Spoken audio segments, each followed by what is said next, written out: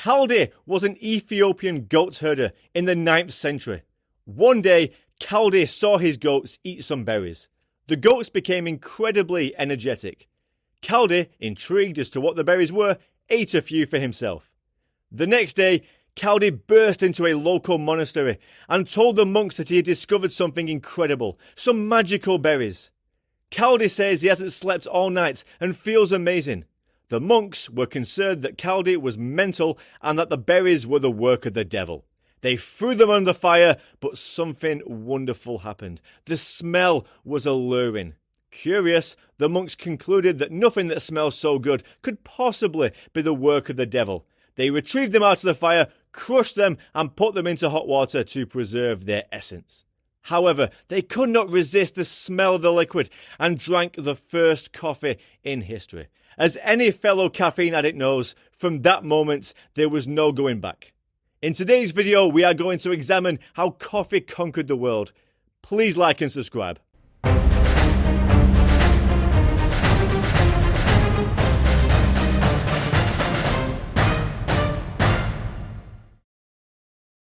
I don't know about you, but I can't function without my morning coffee. I have about 4 a day. I love the taste, the warmth, the smell, and the energy I get from coffee. But curiously, I never really knew the history of coffee. A friend asked me about the history of coffee, and I didn't really have an answer for him. I casually guessed that it was from Colombia and that Europeans probably discovered it somewhere around the time of colonization. But curiosity got the better of me, and I had to dig further.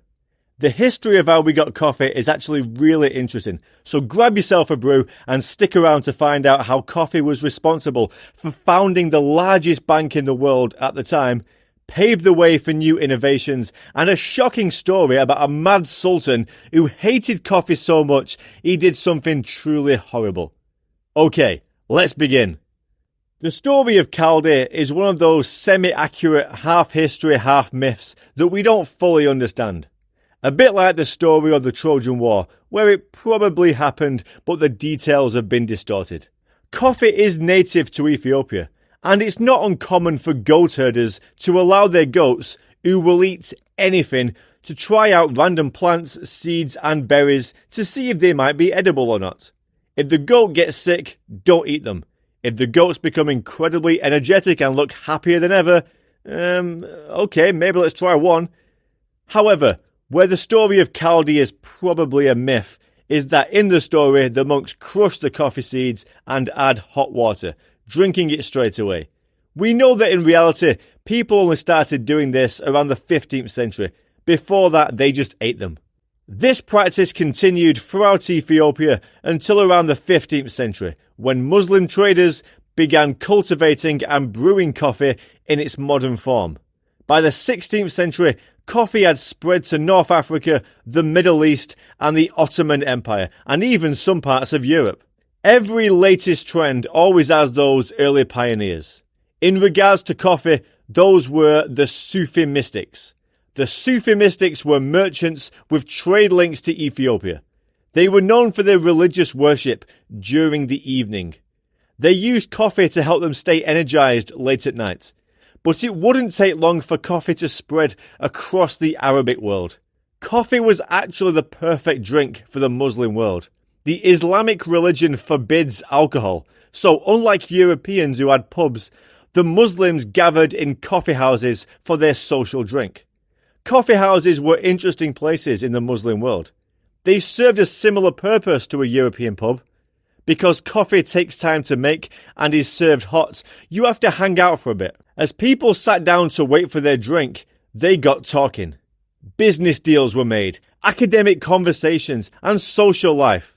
Also similar to pubs, social class erodes and the divisions between social classes often becomes murky. People talked freely. But not everyone was a fan of coffee. Some rejected coffee for religious reasons, stating that it has intoxicating effects and therefore should be banned. In 1511, Kaya Beg, the governor of Mecca, put coffee on trial.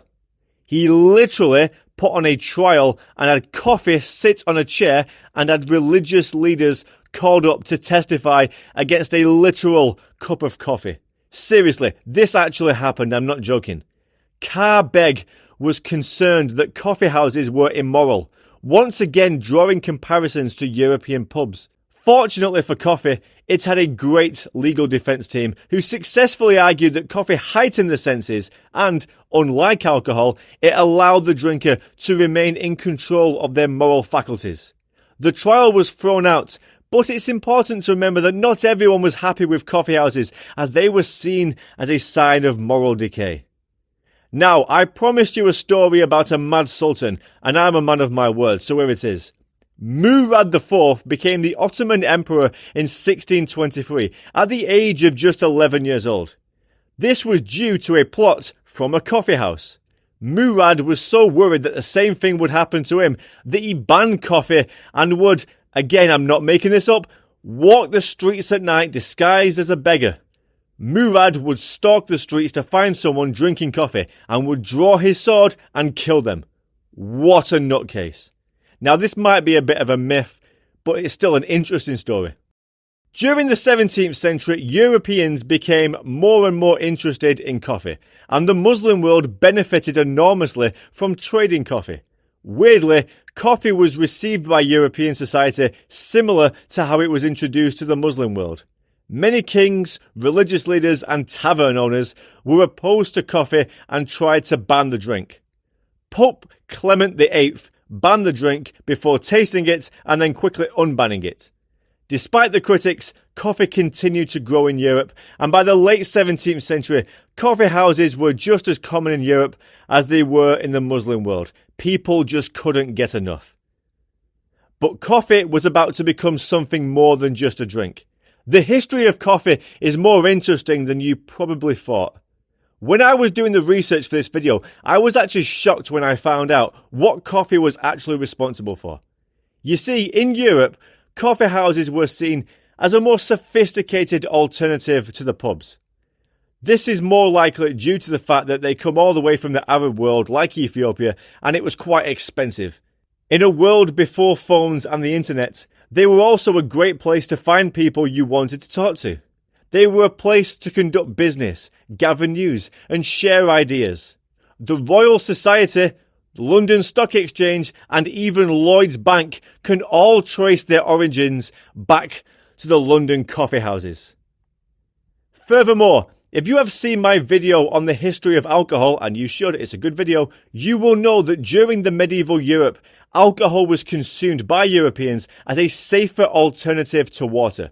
However, alcohol obviously has some negative side effects. During the 17th century, drunkenness was becoming increasingly frowned upon, and coffee was a healthier alternative. With academics switching from booze to coffee, they could think a lot clearer, and the age of Enlightenment began. This is an era of radical discovery and technological advancements, and in a great part, this was thanks to the switch from alcohol to coffee. There was, however, a problem with Europe's new drink. The supply was completely controlled by the Ottomans. Now, the Ottomans were clever. They knew that they had the only supply, and they knew how popular the drink was, so they made it a law that coffee beans must be roasted before they were shipped out. This makes it impossible to grow your own coffee. Or did it?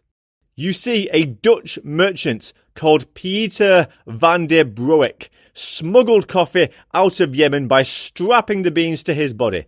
Pieter brought the beans back to Amsterdam, and the Dutch tried to grow their own coffee plants. However, the northern European climate was not ideal for growing coffee, and so the Dutch East India Company tried using the island of Java, and it worked brilliantly. The Europeans had figured out a cheaper way to have coffee without having to pay the Ottomans. Coffee quickly spread to the French colonies, followed by the Portuguese, and eventually everyone and their mother was growing coffee. Unfortunately, as with sugar, cotton and tobacco during this period, large-scale coffee production was not possible during this period without the use of African slaves. Even to this very day, there are concerns of how coffee is sourced. Thank you for watching the video. Did you know how significant coffee was historically? Let me know in the comment section. Also, if you haven't already, please like and subscribe. It really means a lot to a small channel. Thank you and have a great day.